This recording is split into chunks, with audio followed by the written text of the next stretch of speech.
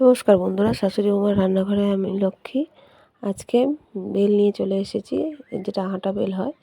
এই আটা বেলের জেলি বানাবো। আটা বেলের জেলিটা কীভাবে বানাবো সেটা আপনাদের দেখাবো। প্রথমে বেলগুলো ধুয়ে নিয়ে বেলটা ফাটিয়ে নিতে হবে। ফাটিয়ে নিয়ে বেলটা ভালোভাবে তুলে নিতে হবে। তুলে নিয়ে হাতে অল্প একটু জল দিতে হবে, দিয়ে ভালো করে বেলটা একটু হাত দিয়ে চটকে নিতে হবে।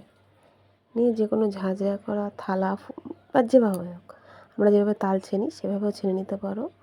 ছেনে নিয়ে ভালো করে যে বেলের যে কাতরা আছে সেই কাতরা বের করে নিতে হবে।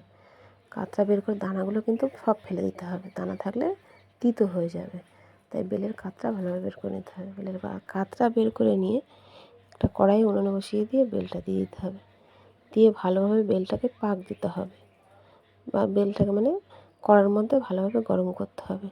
যখন বেলটা একটু গরম হয়ে আসবে, ওর মধ্যে পরিমাণ মতো চিনি, 150 গ্রাম, একটা বেলের জন্য 150 গ্রাম চিনিটা দিয়ে ভালোভাবে নেড়ে নিতে হবে। নেড়ে নিয়ে ভালো করে নাড়ার পরে অল্প একটু লবণটা হচ্ছে মিষ্টিটাকে ব্যালেন্স করার জন্য লবণটা দেওয়া।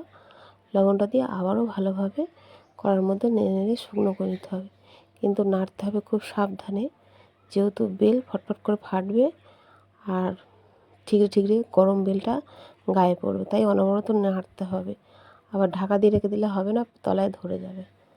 ভালো করে নেড়ে যখন শুকনো হয়ে যাবে, যে থকথকে ভাবটা এসে যাবে, তখন বেলটাকে নামিয়ে নিয়ে ঠান্ডা করে বয়ামে ভরে ভালোভাবে বাচ্চা বড় সবাই খান এই বেলের জেলি।